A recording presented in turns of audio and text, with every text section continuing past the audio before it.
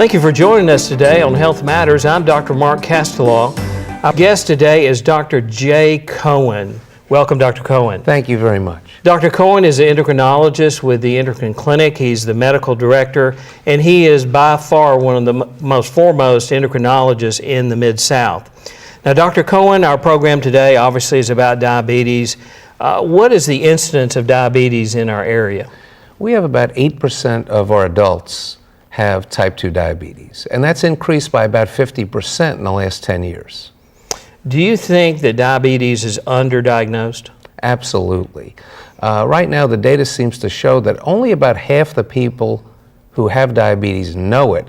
So unless people are coming in for a general physical exam and getting tested or going to a health screen, sometimes they're not aware that some of their maybe being tired or waking up in the middle of the night to go to the restroom to urinate, or some of those things can actually mean that their blood sugar is elevated and they may have diabetes. Well, you took my next question, because my next question was, tell us some of the typical symptoms that should alert someone that they may have diabetes. Well, first of all, a lot of times there are no symptoms. So not everything is specific. It could be, I'm dragging around a little bit. I'm a little more exhausted than usual. And there are a lot of things that can cause that, from anemia to, I'm stressed out at work, or my blood sugar is elevated. So seeing your primary care provider is a great idea when you're not feeling right. But other symptoms that we see on a regular basis may include that you're losing weight and it's unexplained, you're going to the restroom and urinating more frequently or more thirsty than usual. A woman may find that she's having some recurrent yeast infections. Those are the types of things that would alert somebody to say, I really ought to see my primary care person. Now, what are some of the typical diagnostic tests that are done to diagnose somebody with diabetes? Well, the simplest thing that can be done is just having somebody check their blood glucose level with a finger stick. So just a finger stick glucose, if it's over 200 randomly, means you have diabetes. But there's some other tests that we do too. One of them is a test called a hemoglobin A1C. It's a blood test that can tell me what your average blood sugar has been day and night for the last 2 months with one blood test. And then occasionally we will do a glucose tolerance test, which is where you drink a sugar load and we see what your blood sugars do over time. That's kind of not as important a test as it used to be. Well, take us through a patient that has been diagnosed with diabetes based on one of those tests that you have mentioned. What are the treatment options?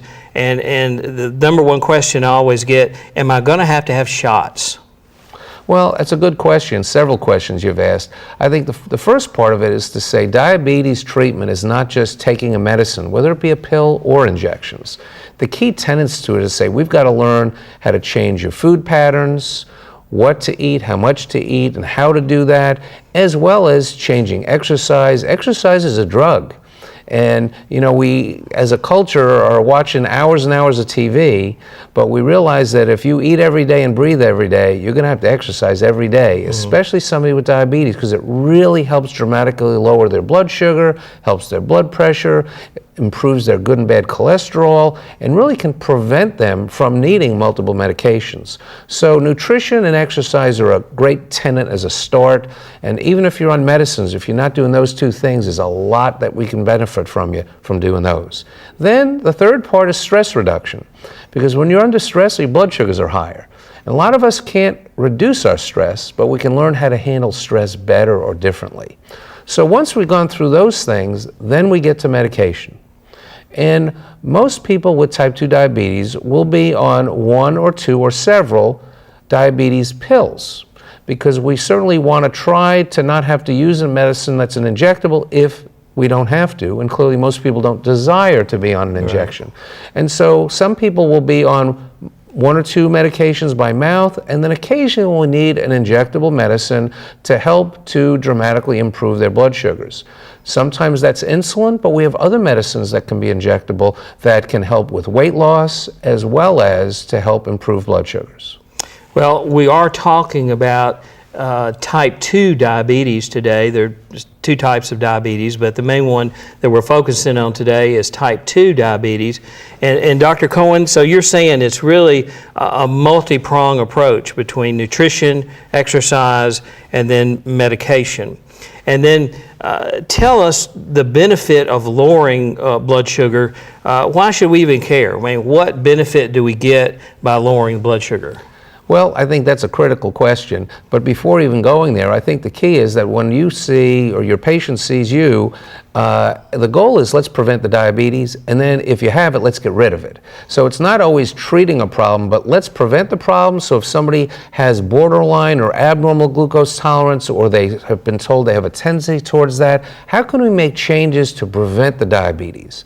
Then at onset, if somebody happens to have diabetes, the key goal is there something I can do to reverse the process, to get rid of this glucose that's high? And the answer is a lot of times yes, but it's going to take, once again, hard work with the exercise and nutrition, not just medication. But now we're at the point where you have diabetes, we're working hard. Why should we improve your blood sugar levels? Well, somebody with diabetes oftentimes has not only elevated glucose levels, but abnormal cholesterol profile. They may or may not have hypertension. They're most likely overweight. So there are a lot of factors you want to work in together. And it takes a team. It takes a team of your primary care physician, specialists, nutritionists, etc. But it also takes awareness of multiple things that we want to work on. And the reason why it's important is because people with diabetes, women, have a 400% increased incidence of heart attack death. Say that one more time. 400%? Women with diabetes have a 400% increased risk of diabetes death. Men have a 500% increased risk of heart attack death. And if we can dramatically improve those risk factors, be it glucose levels, make sure your blood pressure is in control, your good and bad cholesterol, lipids in control, etc., we can dramatically decrease the incidence of eye problems, kidney problems, foot problems, as well as heart problems, etc. So we really want to prevent the heart attack, the stroke, the peripheral vascular or leg problems, etc. And working together as a team with primary care physicians as well as the specialists, we feel strongly that we can do that. So we'd rather prevent the problem rather than treat it.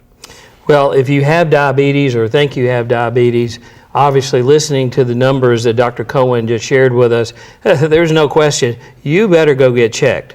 Because the sooner you could get checked and the sooner you get your blood sugar under control, the better and lower your risk factors will be for these other conditions. Well, thank you so much for being with us today, Dr. Cohen. And if people wanted to get further information about type 2 diabetes, what would you recommend?